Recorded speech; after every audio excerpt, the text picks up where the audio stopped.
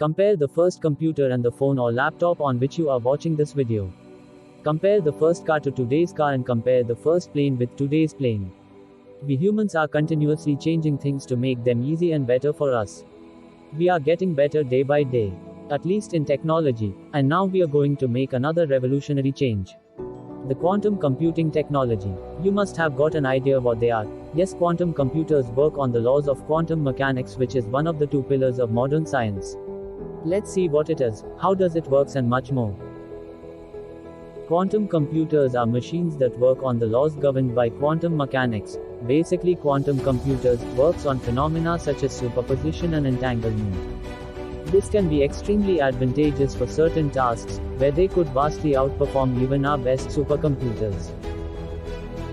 Classical computers, which include smartphones and laptops, encode information in binary bits that can either be zeros or ones. In a quantum computer, the basic unit of memory is a quantum bit or qubit. Here is what makes quantum computers different from classical computers. These quantum bits use two laws of quantum mechanics: superposition and entanglement.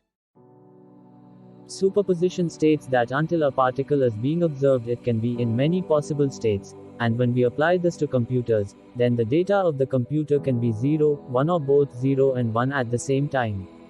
Classical computers can only give and calculate answers in 0 or 1, until they will calculate using 0 and 1. Quantum computers will give the output by calculating every possible answer almost instantly.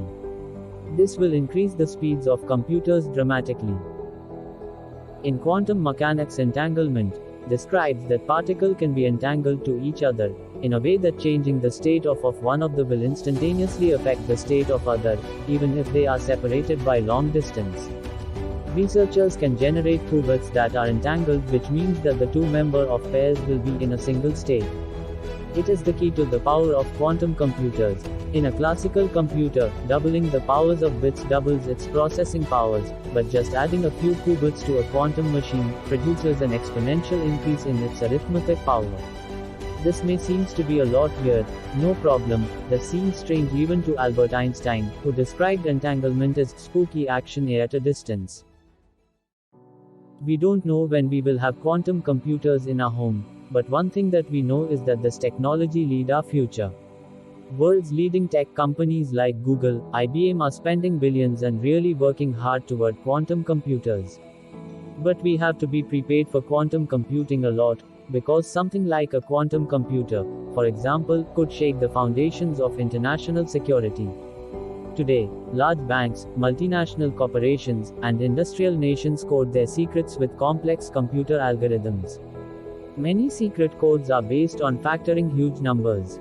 It would take centuries for an ordinary computer to factorize a number containing 1,000 digits. But for quantum computers, such calculations may be effortless. Researchers are working to make security more safer.